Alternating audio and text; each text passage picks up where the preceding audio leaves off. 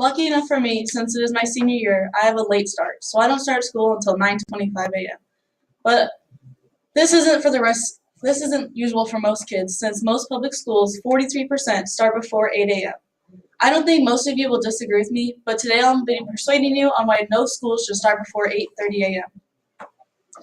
There are three main reasons why schools should have later starts. The first is the negative effect that sleep loss has on the teenager's brain. The second is safety, and the third is the benefits of having a later start. The naysayers of later start say that if we start school later, kids will just stay up later, but that's not the truth. Their bedtimes stay the same, but their day starts a little bit later. Most teenagers have heard an elder say that teenagers are always moody and irritable. This reputation of teenagers could be caused by a chronic lack of sleep, since only 1 out of 10 kids gets the 8 to 10 recommended hours of sleep each night. Irritability and depression are increased by a loss of sleep. According to Wendy Troxel, who was a sleep scientist, during puberty, the teenage biological clock changes, and the teenage body doesn't start producing melatonin, the chemical that makes you sleepy, until 11 p.m. at night. Waking up a teenager at 6 a.m. is the equivalent to waking up an adult at 4 a.m.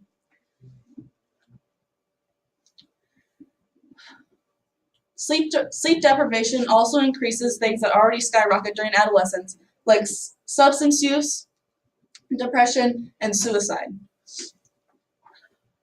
Waking up early also can cause similar symptoms to those of people with ADHD.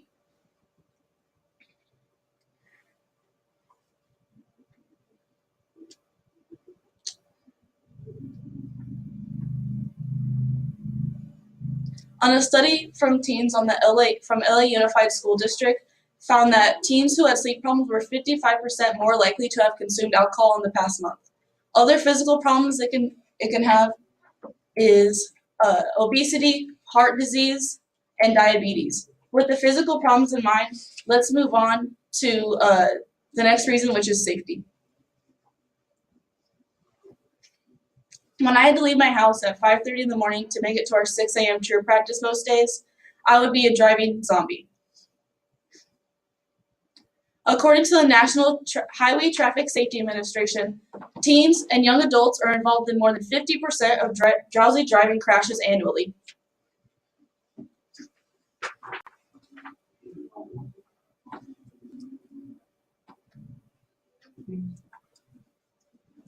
If school started later, it would reduce the amount of crashes that teens are involved in. And this has been proven in Lexington, Kentucky, when schools started with a later time, crashes in kids from ages 17 to 18 went down 16.5% in just the 2 years after they changed the start time.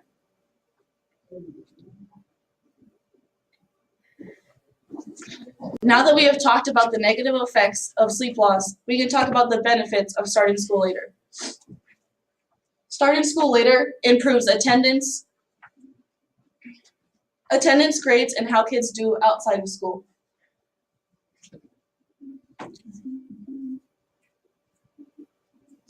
In Boneville County, Idaho, absences dropped 15% after they changed their start time. In a school where your school's funding is based on attendance, like California, for example, in California, if district-wide they can increase attendance by 1%, that would bring in an extra $40 million for their school.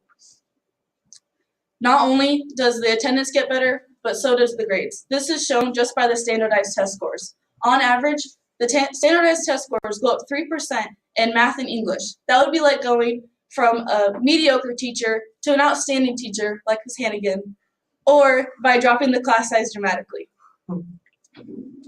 These benefits have also been shown at our own school, Thomas Jefferson.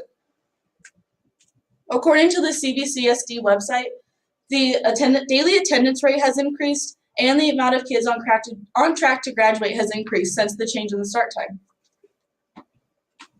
And this year is the highest amount of kids that have been involved in after-school activities that TJ has seen in the past 10 years.